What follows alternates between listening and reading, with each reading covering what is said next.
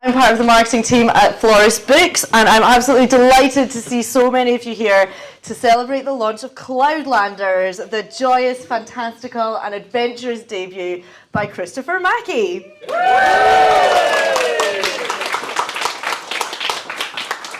I think most of you know Chris already, but for anyone who doesn't, Chris grew up in a quiet village outside Glasgow, creating imaginary worlds and telling tall tales to anyone who would listen. Now that he's grown up to be a dentist, I think that's often the person who happens to be stuck in his chair. In 2019, Chris won the Kelpies Prize for Writing, and he wrote Cloudlanders during the lockdowns of 2020. We're delighted to finally bring one of Chris's imaginary worlds, along with its unique cast of characters, to life in an extra special, shiny package. Before I hand over to Chris, I'd like to introduce the editor of Cloudlanders, Karen McMurray. Karen's been working closely for Chris for approximately 3 years now to help make Cloudlanders the best it can possibly be. So please welcome Karen.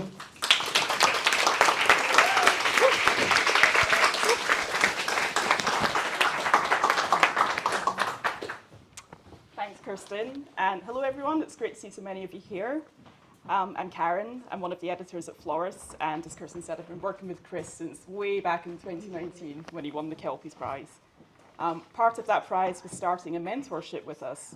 And during that mentorship, we asked Chris to explore writing for younger readers because middle grade is really where you can have the most fun. He came up with loads of great ideas, and he began to focus on one in particular. And by March 2020, he was developing that and doing loads of writing, and everything was going really well. And then there was a pandemic. So the mentorship took a break for a few months. And when we started back up again, I got back in touch with Chris to say, how's it going? How's your book? He said, great. And I've also started writing a completely new book. I said, that wasn't quite part of the plan, but yeah, sure, send it over, we'll have a read. And once I started reading it, it was clear that it was something really special. Just beautifully written, wildly imaginative, had great characters. It was also really, really funny. So we ditched that old idea, and we kept on working on this new book that Chris had come up with during lockdowns. And that became the book that we're here to celebrate this evening. So it's not only a great book, but proves that something good can come out of a pandemic. So congratulations, Chris.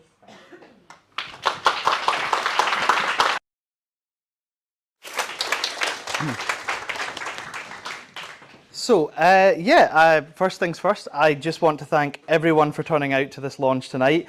It means the world to me that so many people are in this room right now. It's absolutely fantastic. This is my first book launch. I've never done it before, so it might be a little bit of a kind of loose improvisational feel / I've sort of written down a few things here. And hopefully it goes well. And if it doesn't, everyone's more than welcome at McLaren's on the corner to have a drink to commiserate if it doesn't go that well. So I should probably say a little bit about myself just to kind of give an introduction. So as both Kirsten and Karen said, I grew up in a small village near Glasgow, and I spent a lot of my childhood reading books and dreaming up imaginary worlds with my siblings Beth and Scott. I have to thank my parents Grace and Andrew for not only instilling in us a love of literature, but also for coming up with new and original versions of Winnie the Pooh and other classics on the fly. Their ability to improvise fun stories and keeping us entertained on long car journeys are one of the reasons I wanted to write stories in the first place. I then went on to study dentistry at uni. Spent a lot of time reading books, just not the sort of books I wanted to read. A lot of tooth morphology and biochemistry, and it just wasn't very interesting. But I was lucky enough to make friends for life that are here tonight, and it was an absolutely great experience, so I have to say that. And yeah, after university, I started writing books a little bit more often, and I had written quite a few books that were geared towards teenagers and young adults. And I submitted one of those books called The Birdcatcher to a whole bunch of publishing houses and agents and everything else, and it got swiftly rejected from so many different places. But around that time, my amazing Aunt Karen, who's also a children's author, recommended the Kelpies Prize for Writing, and with some encouragement from my mum, who was my first and most diligent editor, and my then fiancée and full-time emotional support blanket, Sophie, I entered the competition and, to my surprise, was shortlisted alongside my incredibly talented aunt. Winning the prize in 2019 was an incredibly surreal and amazing experience. And it was also bittersweet because there could only be one winner amongst 5 very deserving finalists. This was also the first time I had a chance to meet my sublime editors, Karen McMurray and Eleanor Collins, who were instrumental in bringing the world of Cloudlanders to life, as well as Kirsten, Suzanne, Ali, Jenny, and the wider Florist team, who were all so welcoming and friendly. It began what was originally planned to be a year of mentorship, as Karen mentioned. The only problem was that year was 2020 and something quite big happened. Tiger King dropped on Netflix and it was great.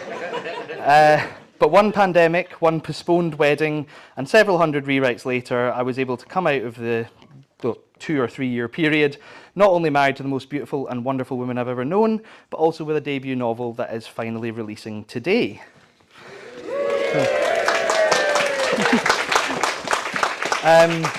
But before we get to the book itself, I wanted to talk a little bit about fairy tales. What makes a good fairy tale and why they've been around for as long as we can remember. So the first thing I want to do is ask everyone here, that's right, it's an interactive talk, deal with it. What are some of your favourite fairy tales and why is that? I'll give an example. I like The Princess and the Frog. I find it very relatable. And I also read once. Yeah, I'm the princess. I also read once that the amount of energy required to transform a frog into a prince would be the equivalent of 100,000 atomic bombs and could potentially result in the thermal destruction of the entire planet, which is a pretty metal way to get a snog. So, I want to just open this up to the room. Just quickly, anybody got a favourite fairy tale, something that they've always loved since childhood, something that has always stuck with them? Feel free to just shout some out. Little Red Riding Hood, a classic. Anyone else? Peter Pan. It's nice that Peter said that one. Anybody else? Any classics? Goldilocks and the Three Bears, yeah. Cinderella. Hansel and Gretel, Cinderella, all of these. Rapunzel. Yeah, there we go. There's out of left field. So, yeah. Fairy tales have been around for as long as we can remember. The original version of Cinderella was actually written in ancient Egypt, and it was called Rhodopsis and Her Little Gilded Sandals. And it's been retold thousands of times, with each version changing each time. Some versions, the ugly stepsisters have to hack off their toes and shave down their heels to make the glass slipper fit. In other versions, they get their eyes pecked out by Cinderella's birds. So there's loads of lovely little grisly details in fairy tales. So yeah, with all of that in mind, when COVID happened, there was a lot of time where I'd been working with Karen and Eleanor on the book. We'd come up with an idea that we were all happy with, and then, as they said, we went into lockdown, and I was basically told, okay, put that aside, just wait until everything blows over. This whole COVID thing, it won't last too long. We'll just get through it, and we can pick up where we started again. So I was sat at home watching a lot of fairly apocalyptic news coverage, and I decided to write a book about an island. This island is full of quite grumpy, grizzled, not very, looking back anyway, not very interesting people. And there's a virus that spreads around the island, and it was, like, how predictable can you be, you know, during the pandemic? So I put that book aside because there was only one chapter that I found really interesting in it, and that was a chapter about 2 people standing on a watchtower looking out for something in the sea. And after that, I sort of put that aside for the sake of my own sanity and thought, I'm going to write something a bit more fun and a bit more interesting, to me anyway. And I started thinking about fairy tales. Fairy tales are weird, they're dark, they have strange twists, they have a lot of things that you don't necessarily see that often in books anymore. And I found that really interesting. They also change all the time, so they get rewritten, and they come out in different ways every time they're rewritten. In the original version of Little Red Riding Hood, the wolf just eats her. That's the end. No one rescues her. She just gets eaten. But then years later, a woodsman shows up, saves her grandmother, and the story changes, and there's a different sort of story there. So I started thinking about these fairy tale what-ifs and how these well-known stories could be changed over time. I started coming up with alternative fairy tales, alternative endings, different ways that fairy tales could be told. So what if Hansel and Gretel go to visit a witch in the woods and she doesn't want to eat them, but they think she does, so they push her in an oven, shut the door and run away. They've essentially just thrown an old woman in an oven. She was innocent. What if Little Red Riding Hood was a fearsome hunter and the big bad wolf's trying to get away from her? What if Pinocchio isn't a puppet made of wood, but a cyborg with mechanical limbs? So I had all these ideas of different fairy tales and different ideas, and I wrote these little short stories, and from it, the characters of Cloudlanders began to develop. Hot-headed Gretel becomes increasingly convinced that an old woman's going to eat them. She tricks the witch into the oven, and her brother, the more rational, has to explain why that's a bit of a faux pas. I also had a hunter who acts on instinct, wears a red riding cloak, and hunts a white wolf. And over time, these fairy tale characters started to develop a little bit. And you can see some of them here behind me. So we have the twins, Aliana and Garrett. They were originally a little bit like Hansel and Gretel, a little bit like Little Red Riding Hood. There's the white wolf, Lycan, who was the big bad wolf, but maybe he wasn't. And over time, I started to think about these what-ifs and develop these different characters. What if fairies were actually made of gemstones? What if mushrooms had feelings? I started to kind of look at these weird fairy tale tropes and see what I could pull out of it. And these characters were brought to life by the amazing artwork of Huang Zhang, and she was our illustrator, and she came up with some incredible designs for these characters, which you will all see on the cover, and I think they're absolutely fantastic. And I also have to thank her, Leah McDowell, for her incredible cover design, and Jenny Skivington, who did the fab layout of the book. They were all absolutely instrumental in Cloudlanders coming to life. So, at this point, I had some characters, I had little bits of a story, but I needed a threat, I needed a villain. You know, these little fairy tale characters, they were just going around their life and they were quite happy. And looking back, the first fairy tales were little parables, little warnings about things that were at the time big threats. Wolves, famine, evil relatives who wanted to get rid of you, stepmothers, oh, the list goes on. Even Sleeping Beauty is a warning against touching something you were expressly told not to touch. It's like when you go to a restaurant and the waiter puts the plate down on your table and goes, "Careful, that's hot, don't touch it," and I immediately whack my hand on it and go, "Oh yeah, no, you were right." So these little sort of fairy tales were warnings, and I started to think about what sort of things are we afraid of today, or what sort of things was I worrying about today? And the two biggies that I thought were climate change and misinformation. The notion that someone can suppress science by saying we should just ignore it or not listen to experts was really interesting to me, and it led to me creating Paladin Flint, who's one of the bad guys in the book. The other threat was even bigger and even scarier, and that was the Wave Wrecker, which is the terrible monster that lurks in the depths of the endless sea. So, I found myself going back to that original story about the faceless islanders staring out to sea and waiting for something to emerge from the ocean. Only this time it wasn't a grizzled watchman, it was a 6-foot mushroom and his fairy friend who come across an outsider with a mechanical leg. The superstitious villagers stayed, but now they were afraid of a big bad wolf. They hired a girl in a red riding cloak and her logical twin brother to track it down. The world of Cloudlanders grew, character by character, until everyone had a place in the story. And at that point, we were coming to the end of the pandemic, and the only problem now was the setting. It just wasn't very magical. Two worlds had collided, and these weird and strange and very bizarre fairy tale characters were exploring a grim, post-apocalyptic island with no colour and no fun. So this is again where my wonderful editors Karen and Eleanor swooped in and delivered me a harsh truth, that the island of Bastion wasn't working. Something about this dreary, drudgery, grounded island was dragging the story down, and they knew it before I did. They suggested that we change the setting, make it a little bit more fun, a little bit more light-hearted, a little bit lighter. And we thought, well, we could bring them up into the sky. That's a weird thing to do, and let's see what happens with that. And at first I wasn't sure, but it was my wife Sophie who convinced me how much of a fun idea that would be with a simple sentence, "Yeah, the beanstalk's been broken for years." And I had this idea suddenly, what if this island was originally at the top of a beanstalk and has been floating about above the clouds.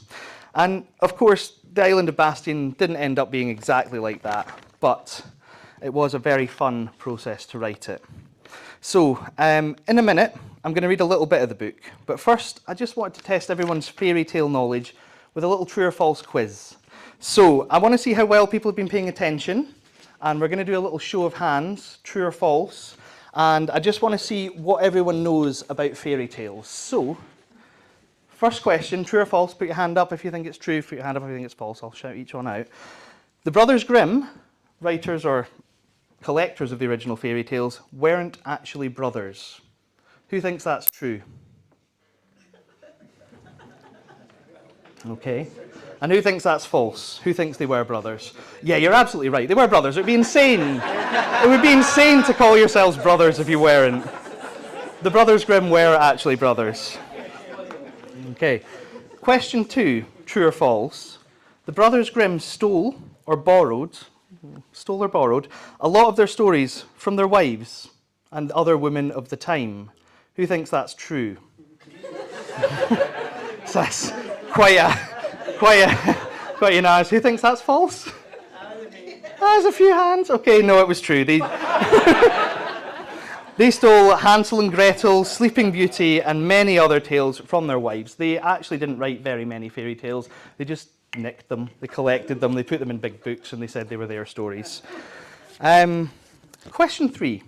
A dashing woodsman, this is where we see if you've been paying attention, a dashing woodsman saves Little Red Riding Hood from the wolf's stomach. Who thinks that's true? Oh, I'm afraid it's false. In the original, he just eats her. That's it. Cinderella is raised by her evil stepmother and 2 stepsisters. Who thinks that's true? Okay, we've got some hands. Reasonable. Who thinks it's false? Does anyone know why it's false? Her dad was there the whole time. Stepmother, stepsisters, but her dad was there. Just didn't do anything in the story, just hung around. Cinderella's stepsisters cut off their toes to make the glass slipper fit. Who thinks that's true? Good. True, people are paying attention. Hansel and Gretel's stepmother sends them off into the woods while their father protests. Who thinks that's true? Who thinks that's false? True? Yeah. Who thinks it's false? Oh, yeah. Yeah, in the original story, it was just their mum, not a stepmother. So their mum just didn't really like them, I guess. Sent them off into the woods. In The Little Mermaid, the prince marries someone else, and the voiceless mermaid turns to sea foam. Who thinks that's true? I'm seeing a lot of hands at the back there. Yep. They do not live happily ever after. Prince marries someone else, she turns to sea foam. Goldilocks was actually an obscene old woman who breaks into the house of 3 innocent bears, smashes up their furniture, falls asleep in their bed, and then leaps out the window, never to be seen again. Who thinks that is true?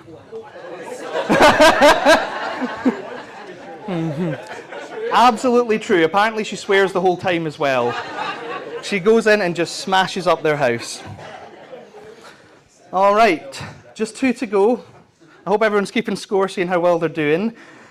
Question 9. The 7 dwarfs were originally named Blick, Flick, Glick, Plick, Wick, Snick, and Quee. Who thinks that's true? And who thinks that's false? It is false. They didn't have names in the original, but they were given those names in 1912, and it stayed that way until the Disney film. So those were the ridiculous names they were given, it just wasn't their original names. And last but not least, in Pinocchio, the wooden puppet squishes a talking cricket with a hammer. There's a talking cricket, just smooshes him with a hammer. Who thinks that's true? And who thinks that's false? That's true. Yeah, the cricket tries to warn Pinocchio about the errors of disobedience, and he gets annoyed and throws a hammer and squishes him. So there you go. That are my fairy tale facts. Now, I think I'm going to be doing a reading, I believe. Yeah, just checking that. So I'm just going to have a little sip of water, and then I'll do a little reading from the book.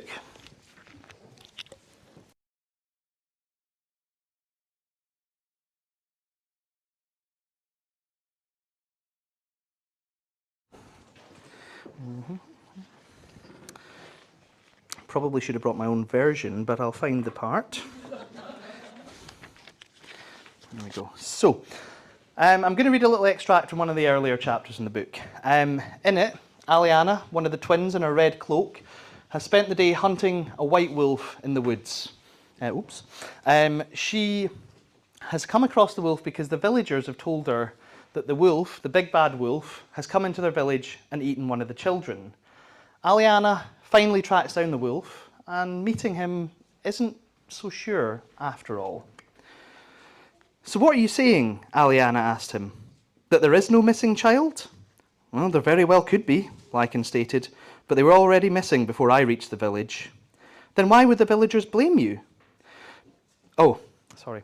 Probably should have mentioned, Lycan, at this point in the story, has transformed from a wolf into a sheep. Just bear that in mind. Perhaps they're trying to rid Bastion of another troublesome Therian, he bleated. Or maybe this is all just a big misunderstanding. Did you ever actually see the child's body? Aliana shook her head. She'd taken the Elderman at his word without checking for any proof.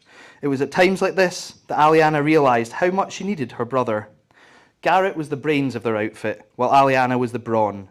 Garrett studied the past, and Aliana lived in the present.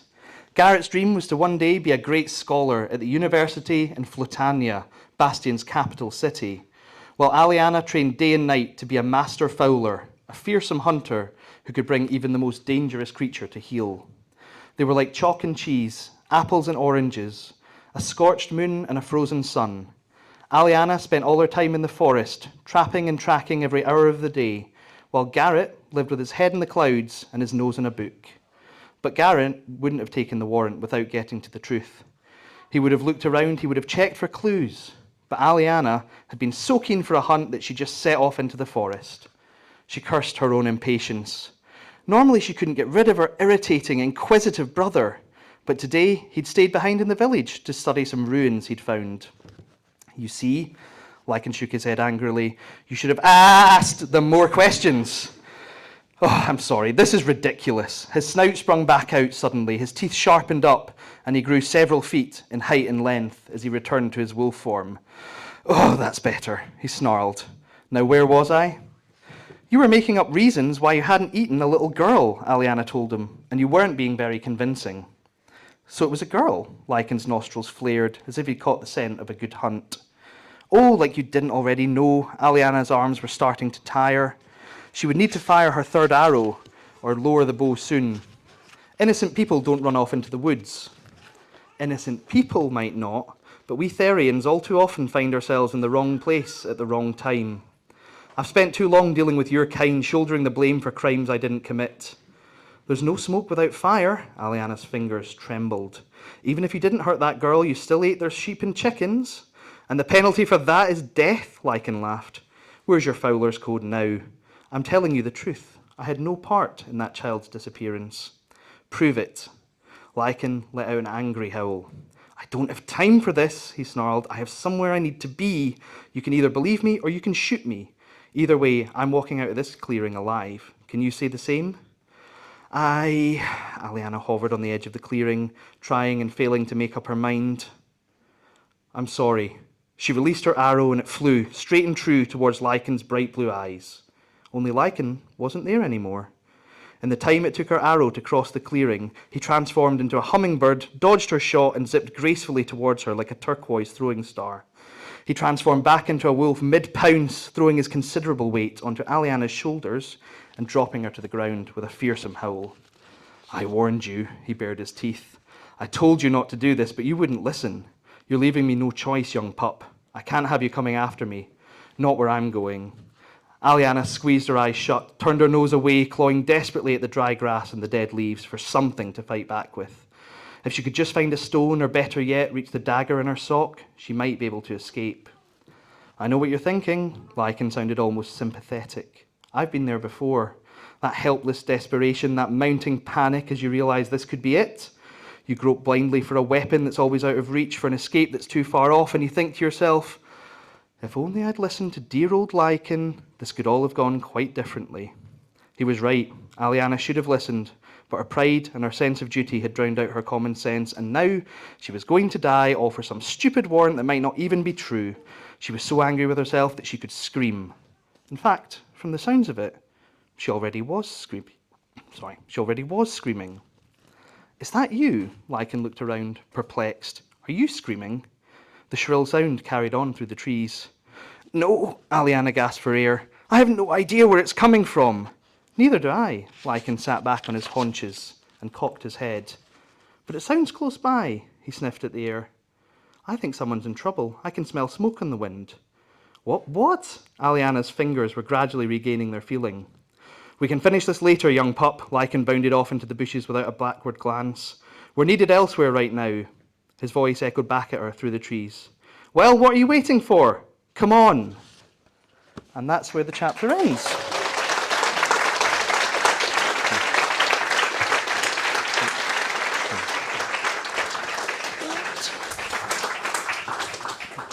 What happens next, though? His book back. So I would like to open it up to the audience. Does anybody have any questions for Chris? What happens next? Have to buy the book to find out. Sorry. Grab the other one there. Yeah, you have to buy the book to find There's out. a question. Yeah.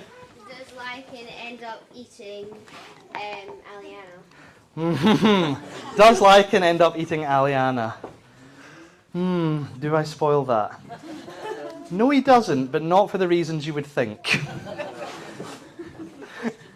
A very good question, though. Excellent question. Any more questions? Don't be shy.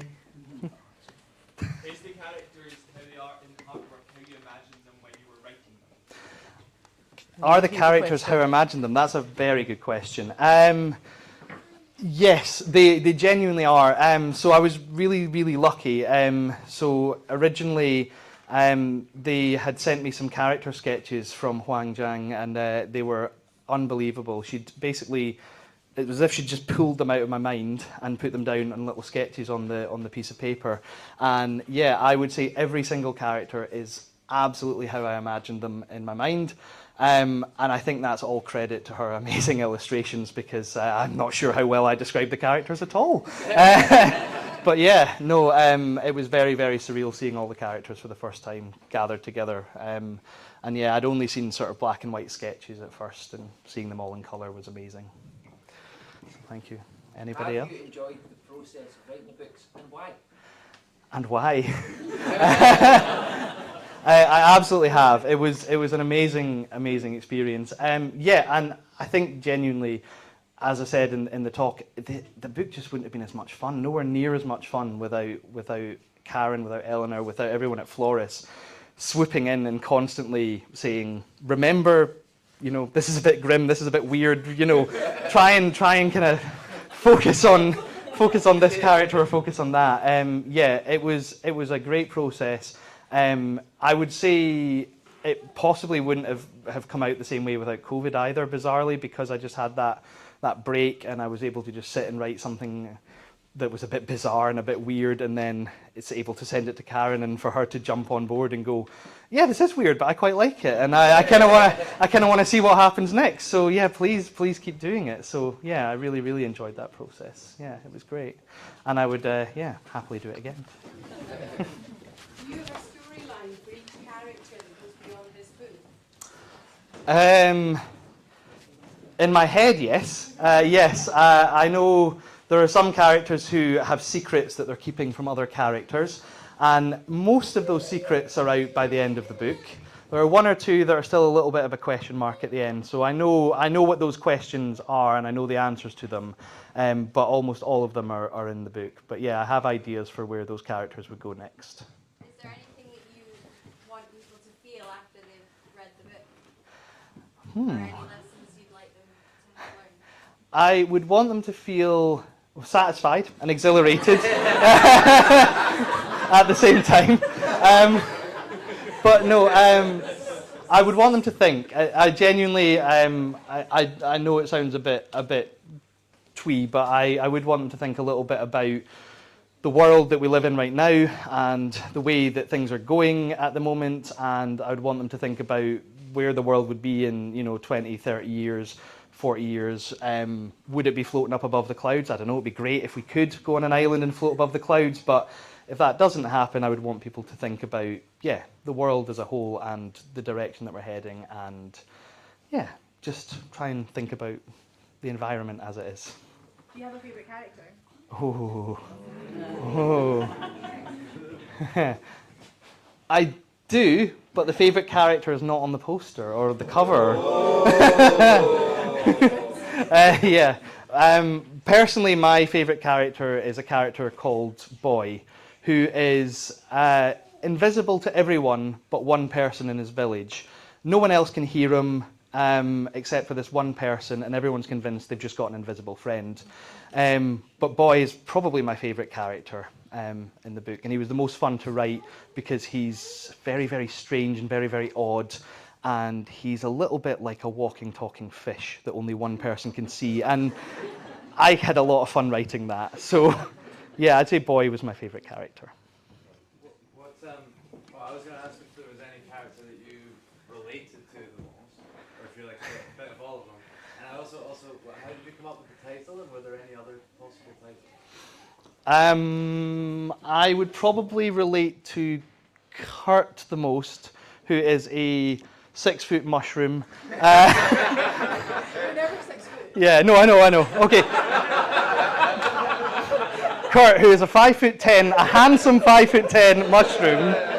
I would relate to Kurt the most, I think, because he cares about his friends, he's very kind, but he's also easily flummoxed and has a terrible fear of heights, which I completely share with him. If I was on an island floating high above the clouds, I'd have a massive fear of heights as well. So I think I relate to him.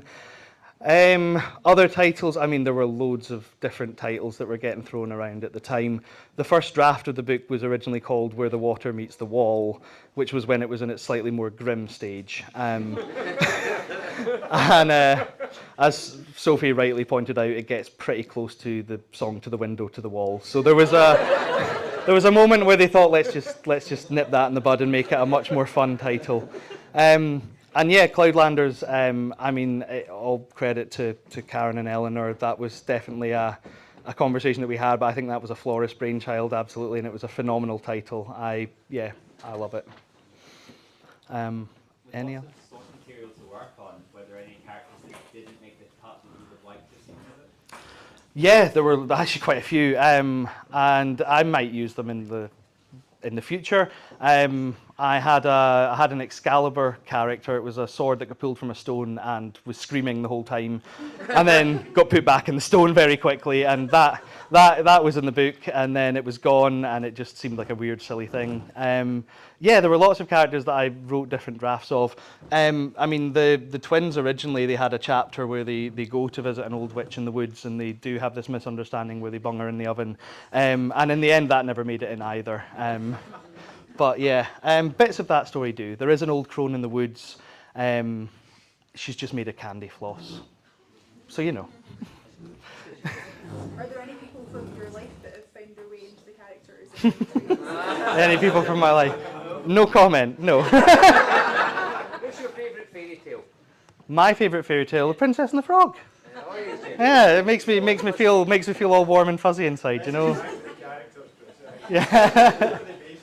Who are the characters based on? Yeah, there was a strong influence from my parents. I'll say that. My parents and again, to be fair, my gran told us so many fairy tales growing up when we were younger. She told us endless amounts of fairy tales. So I think from a very early age, that was actually what sparked a lot of my interest in these weird and wonderful stories. So I kind of like the idea of taking those and making them a bit weirder. Anyone could narrate the audio book, who would you have to?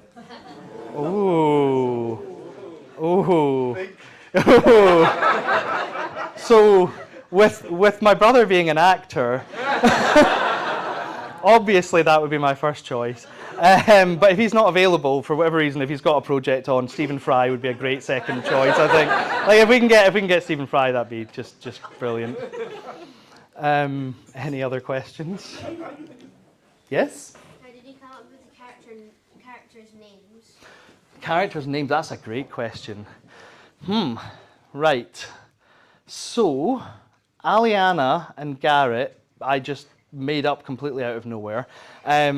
They were, I think originally I had a look at trying to take Hansel and Gretel and mix their letters around, and they ended up being like Lancel and Heckle or something. It didn't really work, but from that I made their names. Lycan Turner was an easy one. So I mean, Lycanthorpe, I think is the term for a werewolf. So I just took the Thorpe bit off, and Lycan was a wolf, and Turner, obvious because he can change, he can transform. So that was where his name came from. Curtain Flicker. I just liked how that sounded in my mouth. I liked the mouthfeel of that. That was a great one just to go Curtain Flicker. And I think a little bit of that might have come out of the weird looking up the Seven Dwarfs, Glick, Flick, Blick, all those kind of names. And then the last one, 10, who is the outsider. He doesn't live on the island. He arrives by plane one day. He can only speak in ones and zeros, like a machine. So he just says 100011100010, and they go, right, well, that'll do. We'll call him 10. So that is where all of those names came from. And then Boy, who's my favourite character, I'd run out of names, so I just called him Boy. Seemed the easiest way to do that. But that's where a lot of the names came from, I think. Yeah. Alianna didn't come from the lady that you liked on Strictly, no? No, no, it didn't. It did not come from the lady on Strictly. Is that question? Alianna did not come from the lady on Strictly. I've got one more question to finish us off, and that question is, how do you feel about cake? I love cake. I am a big fan of cake in all shapes and sizes. Well, obviously your wife Sophie knows this, and she has organised the most fantastic cake I have possibly ever seen, which is a reproduction of the book. Does someone from Flores have a camera? Aww. Suzanne's on it, thank you. High risk strategy at this High point. risk. Yeah. Tilt it down, but I don't know if you can all see it. Do you want it? Do you want Yeah, me to? Chris, if you hold it. Oh, I'm so worried about this slide. Have you got it? So I've I'll got, put, yeah, I've got it at the sorry, bottom. we're going to touch the cake, sorry. Be really careful. Thank you. Thank you.